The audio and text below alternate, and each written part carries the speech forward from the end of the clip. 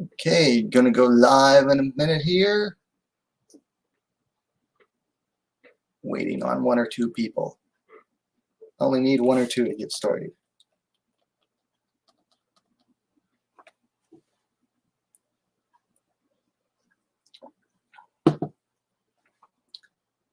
This is a bit short notice of a stream, so.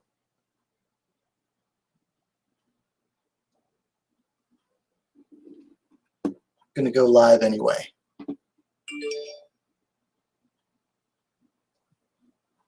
Now. Okay, welcome to the weekend recap from WMMA Now. I'm your host, Chuck Stevenson, and I'm going to go over just the very few fights that happened this weekend. There honestly was not a whole lot that went down this weekend, but we're going to go ahead over it. And then I've got a few discussion topics I want to go over, so let's go ahead and get into them. All right, first up with the fights. Bellator had a featherweight bout. Pam Sorensen on the left-hand side there defeated Roberta Samad via split decision. I actually haven't watched this one yet, so can't really say too much about it, but split decision Pam Sorensen, that's the name of her game. And then going to Combate Global, also on the Friday night, had their one-night strawweight tournament. Now, I've got a full review of this tournament coming up. I should have it published before midnight, but so I'll just go ahead and give the results. Quarterfinal bout, Claire Lopez on the right-hand side defeated Karen Cedillo via unanimous decision to move on to the semifinals. Then, what's her name? Paulina Vargas defeated, on the left-hand side there, defeated Claire, is it Claire Diaz? Via unanimous decision as well. Vargas had a couple really nice knockdowns there in that single round. Then in the third quarterfinal bout, Cressida Adames defeated Yahaira Cunningham via decision as well to move on to the semifinals. And then in the final quarterfinal bout of the evening, Yasmin Aragui defeated Stephanie Frausto via decision. Then moving on to the semifinals, Claire Lopez on the right-hand side there defeated Paulina Vargas via submission via rear naked choke.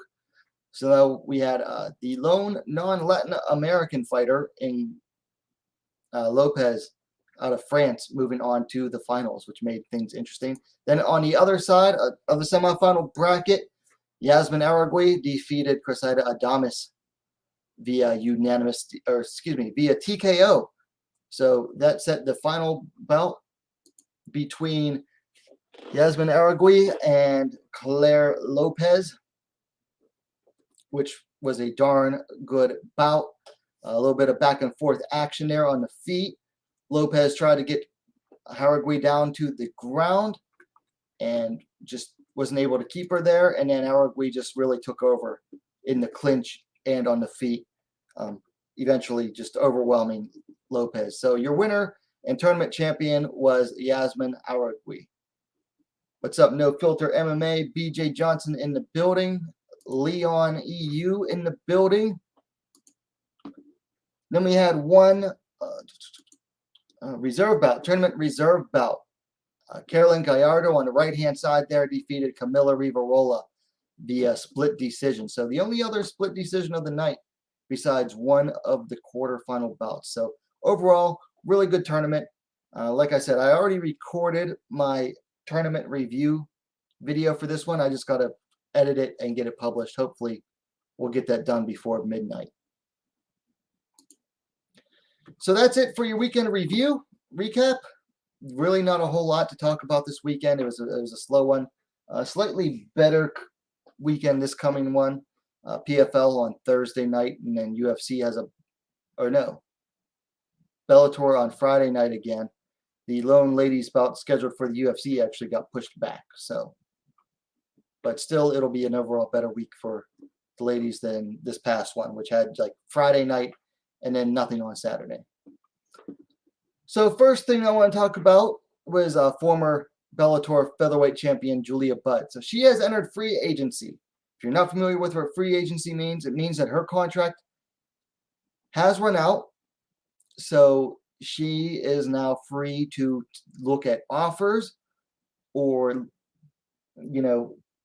look at offers, contact other promotions, and see what is on offer. So the big question now is going to be, where does she end up? And so really there's three options for her that I see. She could try to get into the UFC. On the bright side, UFC could want to bring in the former Bellator champion. It'd make for a good storyline. Former Bellator champ, they could bring her in. You know how the UFC would. They'd want to make her look bad, make it look like their featherweight division is on top, so they could match her up really tough, or they could give her a couple wins and then build up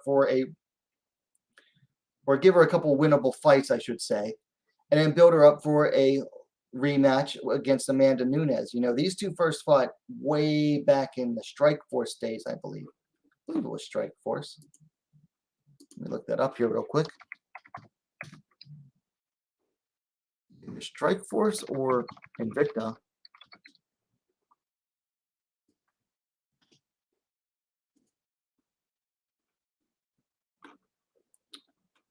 First apology, going to take forever to load. So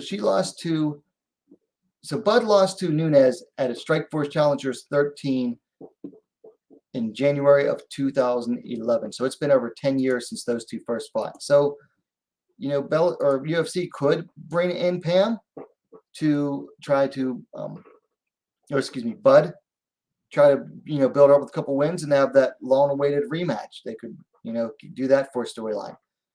On the other hand, is UFC really trying to build the featherweight division? I think the answer is no.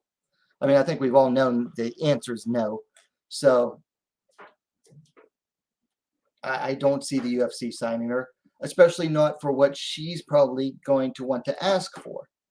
Because UFC, we know how the UFC is. They're going to say, here's our offer. And she's going to say, well, I made way more than that in Strikeforce. And the UFC is going to say, well, this is the offer, take it or leave it. And then she either is going to take a pay cut, or she's going to have to look elsewhere. So could go either way with the UFC. PFL, this depends, because if Kayla Harrison leaves the PFL, I really don't see them extending their foray into the women's lightweight division into another year. The only reason they have that whole division is because of Kayla Harrison. So without Kayla Harrison, there's really nothing keeping them. There's really no reason for them to keep that division going. Without Kayla Harrison, yeah, there's nothing for that division. I mean, you look at the fighters in that female lightweight division, most of them are bantamweights and featherweights. There's very few actual lightweights. So and none of them have the star power of Kayla Harrison. So without the star power of Kayla Harrison, no one's going to pay attention to that division, honestly. So I really don't see her going.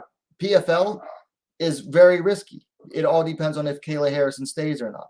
And that she has to wait until, October for Kayla Harrison to win the championship and then decide if she's going to stay for another year or not, which means that Bud is on the sidelines for that much longer. So that's very risky, and that's why I don't see her going into the PFL. Then finally she could stay with Bellator. I think this is the most likely option. Bellator is most likely going to pay her the most, and Bellator is the safest bet. They have the strongest featherweight division. They have the most matchups for her. They have some fighters that she has not faced yet, and they still got that Cyborg rematch. I mean, if Bud gets a couple wins, she's gotten, I think, one win since the losing her belt to Cyborg. All she needs is, one or two more wins, and then boom, she's right there for a rematch with Cyborg, and that's going to be the most money. So out of these three options, and these are the only three real options as a featherweight, it's got to be Bellator. Got some comments in the chat. Judy V says, "What's up? Bonjour tout le monde." Probably Kat Zingano says, "No filter." Judy V says, "Hello, everyone. What's good?" The filter saying, "What's up?" Leon saying, "PFL or re-sign with Bellator, UFC doesn't make sense." Yeah, that's what I'm saying. The UFC should be taking a pay cut. It's an uncertain future. And that's if the UFC even wants her. No filter says, "I think Leah Letson fight news is coming. Letson versus Spencer." Makes sense. Yeah, it was in Strikeforce. No filter thinks she will re-sign with Bellator. I agree. Leon, I don't think Bellator, or I don't think the UFC would pay her what she wants and what Bellator are giving her. Yeah, I agree. That is going to be the biggest sticking point with Bud signing to the UFC. No filter says she will make more Bellator. She's one of the faces. Yeah, or at least she was until, she lost the title. But, I mean, she is one of the more known fighters there, and she was one of their highest paid. There's Claressa Shields. Yeah, Claressa Shields. Bud is way too experienced for Shields. I mean, I think that's a winnable fight for Shields if it stays on the feet, but that's way too big of an experience dearth for PFL to consider, I think. The filter says, "Let's see if Kayla goes to Bellator after this season." That's a good option. Then he also rolls his eyes at Claressa Shields. So Leon says she has 2 wins. Let me see. Oh, she does. She beat Jessie Mealy in a tune-up fight, and then she beat Diana Silva via split decision, in which a lot of people thought did not go her way. Right. Leon says, "Not impressive wins." Mr. Big comment. Big comment was, Cyborg has a fight booked. She's training with Maricela Cornejo, so I don't think Bellator will put the early rematch together. Maybe Sinead Kavanaugh. What do you think? I don't know who Maricela Cornejo is. I'd have to look it up. But Cyborg's always finding someone new to train with. Does she actually have a fight? Does she actually say she has a fight booked, or is she just working with some people, bringing new people into her camp? That's the interesting thing. Because, she's always finding something new to do with her camp. That's one thing I will give Cyborg respect to. She's always trying something new. She's always, trying to expand things, expand what she does in her camp.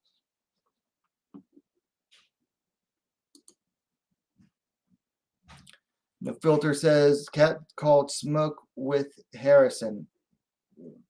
Cat Zingano's nuts. And No filter thinks Bud lost the Mealy fight too. Oh, so Cyborg did say she has a fight booked. That'll be interesting. Probably not going to be Blenko again. Probably Kavanaugh. I got to look up the Bellator rankings. It could be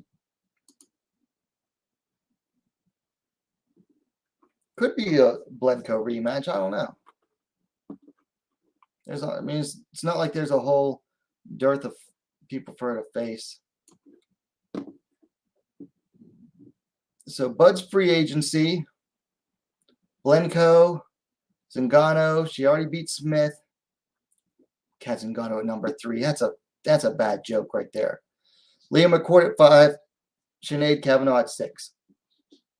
I don't see them feeding McCourt to Cyborg. So, yeah, I think you might be right, Leon.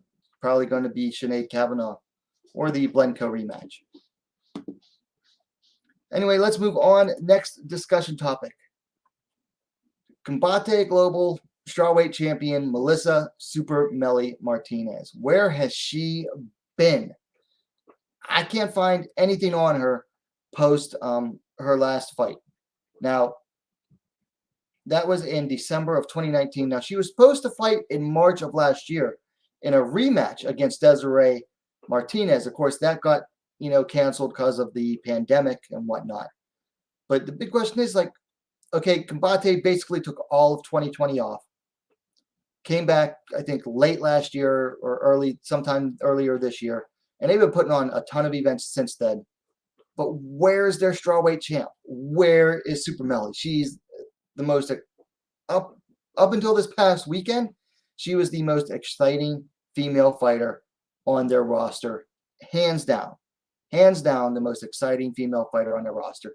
And she's been sitting for over a year and a half now. It's coming on 2 years. Where is she? I think Juliana Pena said she might be back in October. The big question I want to know is October too soon for her to be taking on the tournament winner from this past weekend, Yasmin Aragui? Because to me, this is the fight to make for Combate Global right now. The champ, Super Melly, with her kickboxing versus the exciting boxing style of Yasmin Aragui. Yasmin is just phenomenal, exciting fighter. I mean, she finished, 2 of her 3 fights this past weekend. Even the fight when she could have gone past the first round, she finished it in the first. Yasmin is on fire right now. If they match her up with Super Melly, that fight is almost guaranteed to be fireworks. The only way it wouldn't be fireworks is if they both come in there and respect each other too much and get gunshot, which, please don't let that happen. This is the fight to make for Combate Global. If they don't, they have to make this fight. If they don't, something's wrong. If they want to give Super Melly like a little tune-up fight first, I can respect that. But as soon as she wins that tune-up fight, they got to book her against Yasmin Aragui, because that is the fight to make. It is just fireworks in the making. They've got to put Super Melly against Yasmin. Okay, so Leon. So we're actually going to talk about that in a second.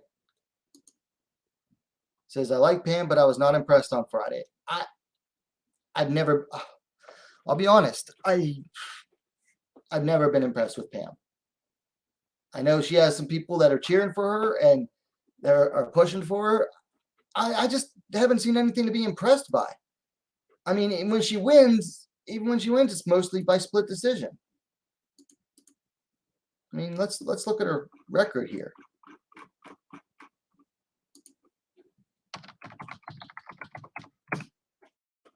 Pam Sorensen, Tapology. She's 9-3. You look at her wins as a pro. Decision unanimous. Decision split. Decision unanimous. She got a TKO. Decision split. Got an armbar there. Decision split.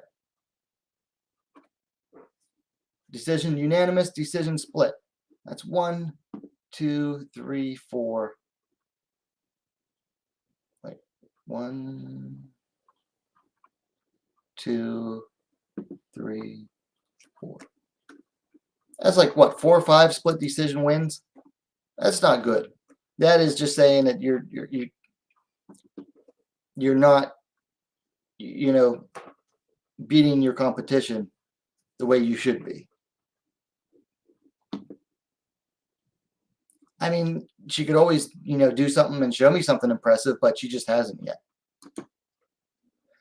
So, Ariel Helwani tweeted out, he mentioned one other fight, but then also said that looks like the UFC is going to try to book Rose versus Weili too. I'm not cool with this. Carla Esparza is the deserving #1 contender right now. She has more wins right now, more consecutive wins right now than I believe anyone else in the strawweight division, at like 4 or 5. She's just coming off a great finish fight when people were saying, oh, she only does decisions. Boom, she comes out and she gets a dominant finish win over a highly ranked fighter and someone who had yet to face defeat in the UFC before that, in Yan Xiaonan. and Carla comes out and just absolutely dominates her from start to finish. I am not a fan of this rematch getting booked right away. And we all know why it's happening. Money. UFC is after the immediate money. They want the Chinese yuan. But here's the problem. You book this fight immediately, right now. What if Rose wins? What if Rose wins again? Boom. Weili's lost 2 in a row. All of her hype is out the window. And then there goes your Chinese yuan. Now you got to find another Chinese fighter to invest in. And Yan Xiaonan, she just got her ass beat. I mean, she got her ass beat. So she's got to rebuild now too. So out of your 2 best Chinese ladies in the UFC, done. At least for a while. At least for this year. Well into next year. Especially if Weili loses again. She's done for a while. Now, granted, can Weili beat Rose? Yes, I picked her to win the first fight. So she very well could do it. The big question is, can she? I mean, will she? She can, but will she? Because guess what? You go on a long win streak like that, like the way she did, and then you get a knocked out less than 2 minutes into the fight. I mean, we're not even talking like 2 minutes into the third round. We're talking 2 minutes into the first round. You get finished like that again, she might never recover. I mean, we've seen all the excuses being made for her on not only by her, but for her, on behalf of her, by her management, her coaches, her fanboys, her simps. I mean, everybody's coming out of the woodwork making excuses for Weili for the first loss. But the fact of the matter is, Rose had her number. Rose knew exactly what she needed to do to beat her, and Rose beat her. What's to make you think that that was the only thing? Because that's already what people are saying. Well, Weili will fix what happened in the first fight. Okay. Do you think Trevor Whitman only sent Rose in there with one move, with one game plan? No. Trevor Whitman is not an idiot. Trevor Whitman has plan A, B, C, D, and E, and probably F2. Trevor Whitman is no dummy. Trevor Whitman is going to have plan after plan after plan, trick after trick after trick for Rose to work on it. So Rose is going to come in there. She might not try the same thing again. She might. But she might not try the same thing right away. If she does try it, she's not going to try it right away, I should say. So I really don't think this is very smart. Okay. Carla Esparza is the deserving contender right now. Plus, that has the storyline too. Carla's only problem is that she doesn't sell to the international market like Weili does. She doesn't have the exciting record and then, the finishing, all the finishes that she does. But Carla does have that amazing finish over Yan Xiaonan that she's just coming off of. And you have the storyline, the inaugural strawweight champ versus the fighter, the current champ, who she beat for the inaugural title back in 2014? Yeah, 2014. That is your storyline. That is what sells that fight. Rose versus Carla 2. Namajunas versus Esparza 2. The rematch. Years in the making. Also, Rose hasn't faced a wrestler since she faced Esparza the first time. So we don't know what type of adjustments she's made to her game. Can she stop the takedowns? Can she even stop Carla before she goes in to shoot for the takedowns? We don't know. A lot of people are picking Rose to win right away. I think they are underestimating Esparza. They always do. People love to underestimate Carla Esparza. But now she's on a win streak and coming off a big finish. That's the fight to make. Not this. This right here is not the fight to make. The fight to make, at least in my eyes, is Rose versus Esparza 2. You gotta go back up. Judy V says, in China, I think that, well, if they could do it in China, the UFC would love to do it in China. Money! Money! Leon EU says, Rose will win again. I would pick Rose to win this time. I picked Zhan last time. I would pick Rose to win this time. I wouldn't pick Weili.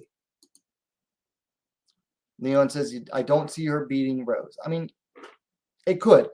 I think the further she drags out the fight, the more it favors Weili, because Rose tends to finish early in rounds. If she either finishes the fight early in the fight or she finishes early in the rounds, and she does her best when she gets like those flash knockdowns and then capitalizes on them. So if Rose can get that flash knockdown, then she can capitalize on it and win. But if Rose can't get that flash knockdown, then she's in for a longer night.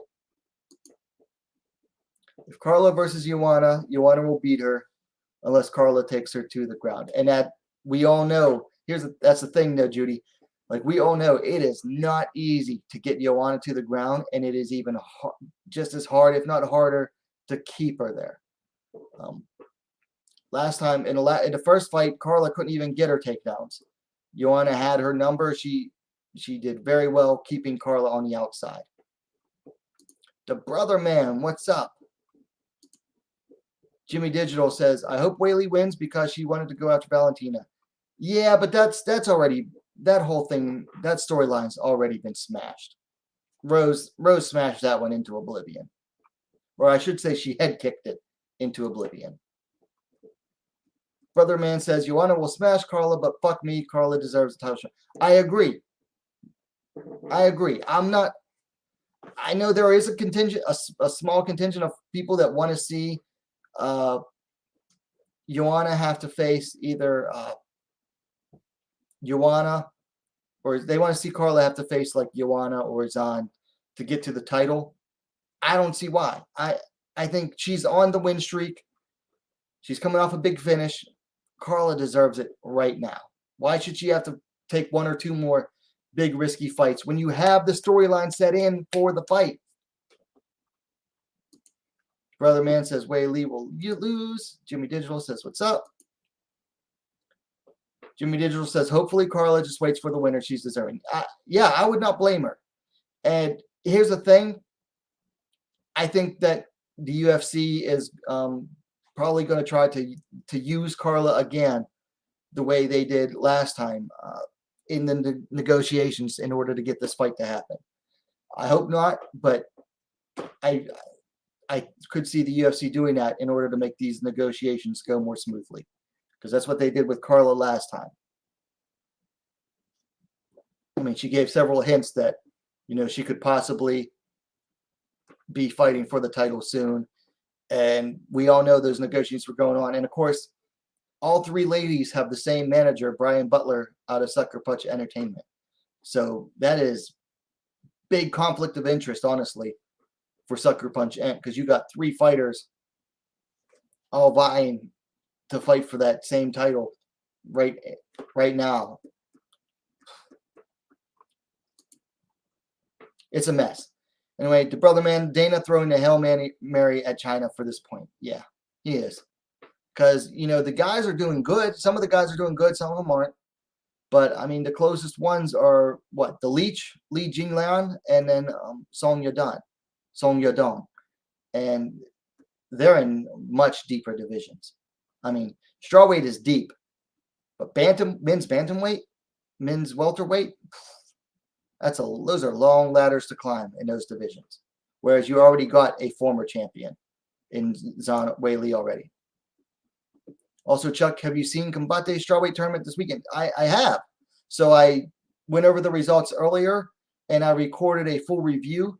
So as soon as I'm done with this stream, I'm going to hurry up and edit that recording and then upload it. So hopefully before midnight Eastern time, US, I will have that review up, because I got to get to bed early tonight. So next topic, Claressa Shields has her next fight booked in the PFL. So this goes down, let me see.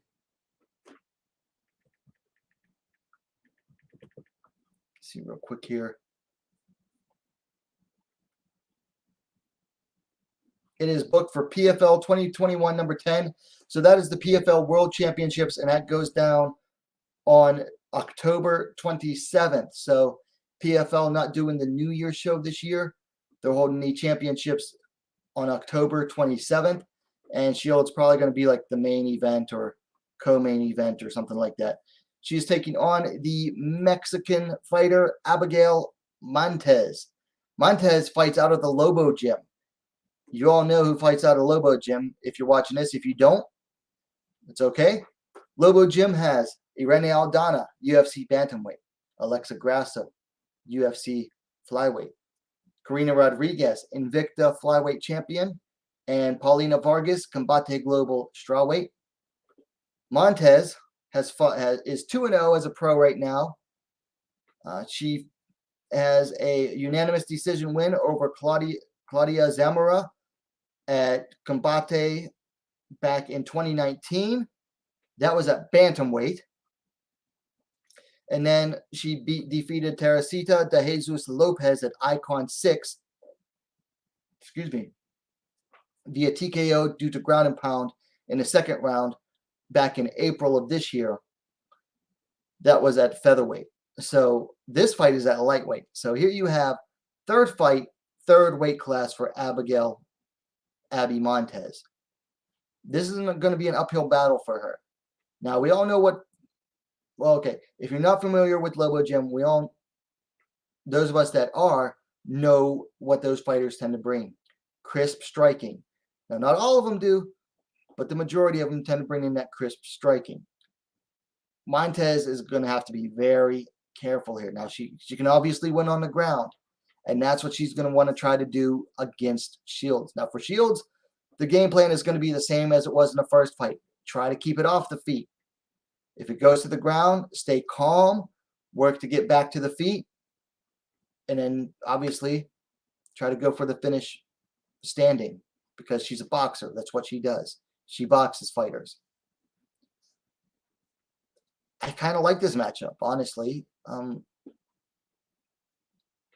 I think Montes is honestly a tougher fighter than Brittany Elkin was. She's definitely going to try harder for the finish than Brittany Elkin did. I mean, Montes already has more finishes in 2 fights than Elkins did in, like, what, 9 fights? So this could be a little bit tougher for Shields. Could be. Very tentative to say it will be. Actually, I won't say it will be tougher, but it could be a tougher fight here for Claressa Shields. Either way, I think it should be exciting. I'm not a big Claressa Shields fan. I don't like the way she runs her mouth. I don't like her calling herself the GOAT, considering her accomplishments aren't that great in women's pro boxing. I mean, yes, she's a 2-division undisputed champion, but when one of your undisputed fights, you're fighting for 3 vacant titles, kind of puts a damper on that, you know? Kind of brings that accomplishment down several levels. But we'll see. We know what's going to happen, though. If she wins, she's going to say, I'm the GOAT! I'm the GOAT! I'm the GOAT! Not a fan. I mean, she's confident, but hey, she's confident, and she's earned that confidence. Anyway, let's bet. This I just saw like right before I started the stream.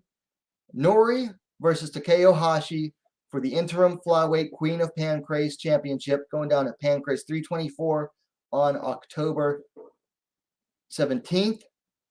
NORI, along with Karen, were part of the famous Team Date in Japan. They, along with one of the guys, have now split. They're focusing full-time on MMA. And NORI is going to be challenging for the interim flyweight title in Pancrase. The current champion, if I remember correctly, is the current champion beat Takayo Hashi, and it was Mayra Cantuaria, I believe, was it? No, CD Roca, I think. CD Roca beat Takayo Hashi back in April of 2019 for the title. And Hashi is on like 1-1 since then. Coming off a win over Emiko Raika last year in July. So Hashi hasn't fought in well over a year at this point, and she's no younger spring chicken either. She's 43 years old. But what she brings in against NORI, though, is a wealth of experience. Hashi is 17-8-1, whereas NORI Date is currently 4-4. So NORI has an uphill battle here, but she does have the youth on her side, and most likely she's going to bring, speed as well. But if NORI wins this will be definitely by far the biggest win of her career, and I plan on watching this one. I will talk about this fight more as it comes up, and probably try to give some watch details. Anyway, so that is it for the discussion topics for tonight. Let's see. The Brother Man says women's bantamweight featherweight needs more bodies. Yes. Not just in the UFC, but overall, period. Hopefully Invicta starts building up some more fighters, especially at bantamweight. Featherweight, you could take it or leave it. Bantamweight needs some more bodies. I mean, bantamweight is starting to look a lot better now in the UFC, but it still needs some more growth. It needs some more growth at the, like outside of the UFC in order to sustain it in the UFC. Judy V says Shields is 19 pounds over Montes. What weight class for their fight? So probably lightweight. I don't see Shields going below lightweight, not in MMA. August 27th. Yeah, that's what's August 27th? 155. Leon says she's a decision fighter. If you're talking about Shields, yes. She is definitely a decision fighter in boxing. Of course, she has a TKO in her WMMA fight. So Judy V says Montes 135, Shields 154. So Montes actually fought at featherweight her last fight. But let me see if I have her weigh-in details. I don't know what she weighed in at for her fight against Lopez. I'll have to look it up on Fight Pass later.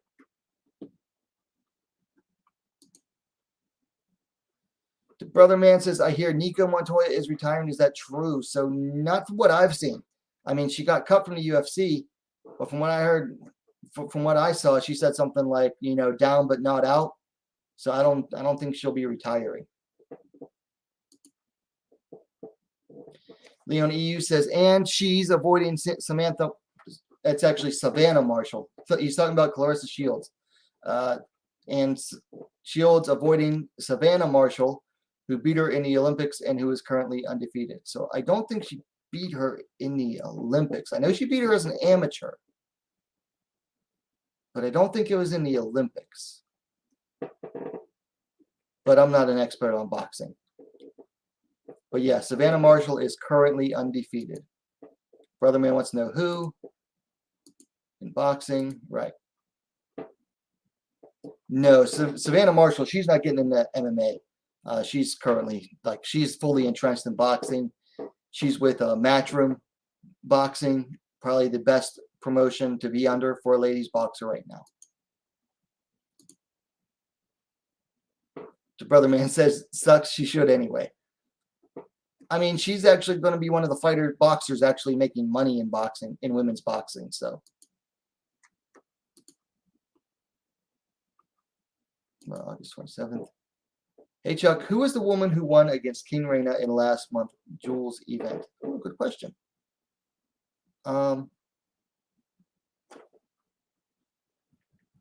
King Reina fought. Yoko Higashi, I believe.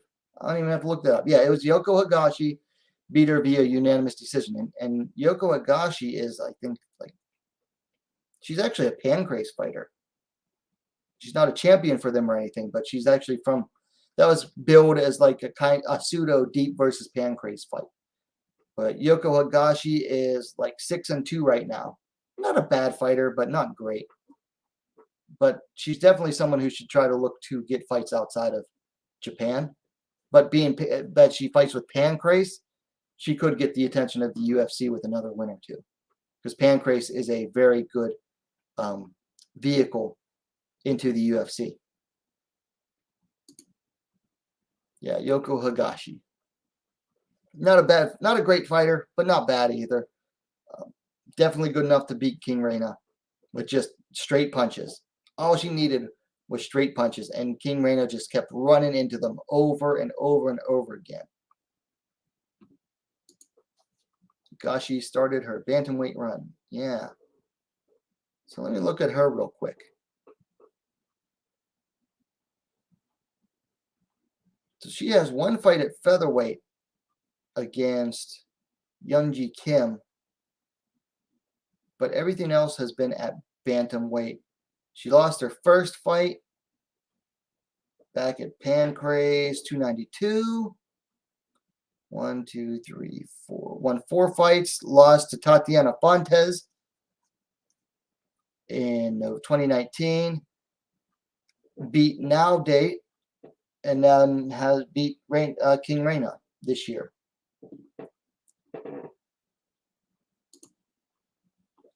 Brother Man says Higashi should get into Rizin. Here's the problem for Yoko Higashi and Rizin, though.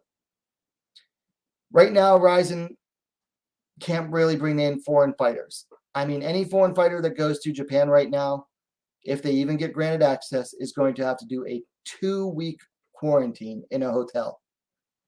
It's very hard for Rizin to bring in foreign fighters right now. And they don't have anyone for her to face at bantamweight, domestically. So I mean, Rizin could, but here's the thing. Higashi is, and she has a couple finishes. No, she has like 2 finishes, mostly decisions. Rizin's not gonna. I don't think she matches what Rizin it tries to push in certain female fighters. Leon says, if Bellator signed Felicia, Megan, and Kayla, they would have a solid division. Yeah. I don't know if Megan's going to keep fighting now. I mean, she hasn't given any hints about what she's doing. So, and I think Fee is still with the UFC, is she not? I don't think she's gone yet. But Bellator should definitely go after Kayla.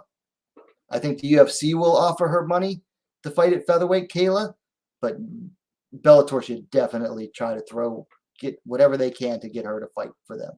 That would be a big coup for Bellator if they got Kayla Harrison. What's up, Blue Dash? Says, didn't know Nori Date versus Takayo Hashi was booked. Date isn't super good, but Takayo is really old. So this just got announced, I just saw it on Twitter right before I started the stream. But also, she doesn't go by Date anymore. She's separated from the Date team, her and Karen, and one of the guys. Weird fight to call. Yeah. It's going to be a weird one. Then the Brother Man says, is there any good bantamweight females available in Japan anyway? No. No. You have Rin Nakai, who really belongs at featherweight or flyweight anyway.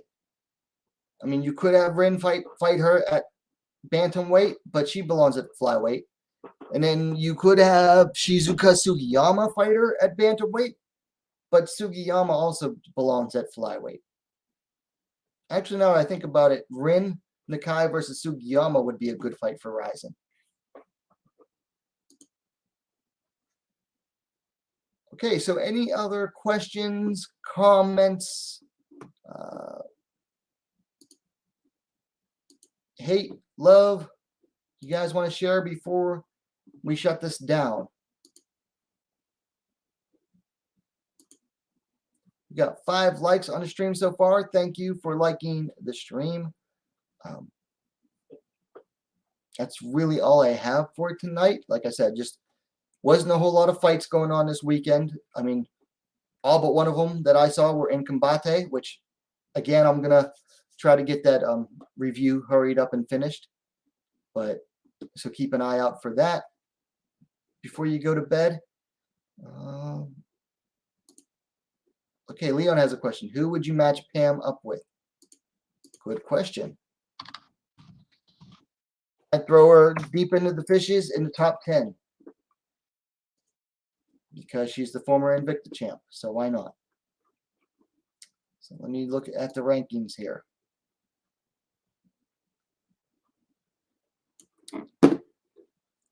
Talita Nogueira would be a good next fight. Nogueira's at number 9. I wouldn't give her Mealy. I wouldn't give her Harding. You could do Sinead Kavanaugh. Would be a tough fight. Leslie Smith is a tough fight for anybody just because it's Leslie Smith. I doubt they're going to match her up with Kat Zingano. So, yeah, Nogueira, Kavanaugh, or Smith. Judy V says, have a great week, everyone. Yeah, should be a good week. We've got, let me see here. We've got PFL.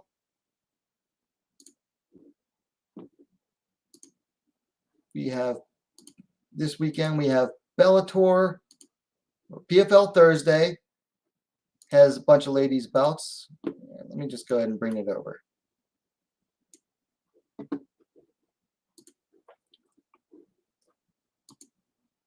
So PFL has, let's see, we've got Cynthia Veskin and Amanda Levy debuting at lightweight. I believe Veskin is an Olympic wrestler, a former Olympic wrestler. We've got Mariana Moraes taking on Zamzagul Faizalanova, making her PFL debut. We've got Caitlin Young against Marina Matnakina, who is moving up another weight division. Started at bantamweight in Russia, moved to Bellator, fought at featherweight, and then now is going to be fighting at lightweight in PFL against Caitlin Young, who is started at bantamweight, moved to featherweight, and then is now fighting at lightweight. So then we've got the ladies semifinals for the PFL, season. Larissa Pacheco taking on Taylor Gardado. Pacheco is going to have to really want to keep this on the feet. If she gets taken down by Gardado, she's going to in for a rough night. And then Kayla Harrison taking on Jenna Fabian.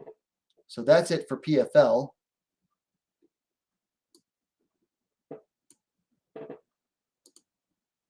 No ladies bout on Bellator. It's supposed to be Alejandra Lara versus someone.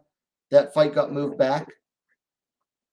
UFC Fight Night has, let's see, we're supposed to have Courtney Casey versus Liana Jojua. That fight got moved back because of Jojua visa issues. So they got Bea Malecki versus Josiane Nunes at bantamweight. This fight's going to be hilarious because look at the height difference here. 5'9", 175 centimeters, taking on 5'2", 157 centimeters. The stare down alone. I'm going to make a video just reacting to that stare down, I think. I'm going to have to write that down. No, I don't know what the reach is for Nunes, but 74 inches, 188 centimeters. That's going to be monstrous. Of course, Nunes does have the experience over Malecki, but still, that's going to be hilarious. Oh, is that this weekend? No, I think this is next weekend. Yeah, one championship has a fight, ladies fight, but that's next weekend. So that's all for this coming weekend. So that's it for me. What happened with Zara Fan? Let me look her up real quick.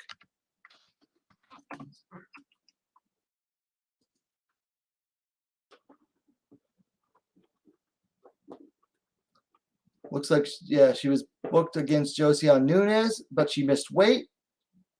And then she was booked to fight Jocelyn Edwards at the end of this month. It says Farron withdrew because Edwards is now fighting Jessica Rose Clark in October. But it doesn't give a Topology doesn't have a reason for why Farron withdrew. So anyway, I'm going to close this up. Nice little, 50-minute stream here. Lots of good conversation, lots of good questions and answers. Some good discussion going on here. So thank you to everyone who watched. Keep hitting that like button. And if you're watching the playback, please hit the like button and share it as well. And if you haven't yet, go ahead and subscribe to WMMA Now, the most complete women's mixed martial arts dedicated platform on YouTube. So thanks to everyone for watching, and we'll see you next time.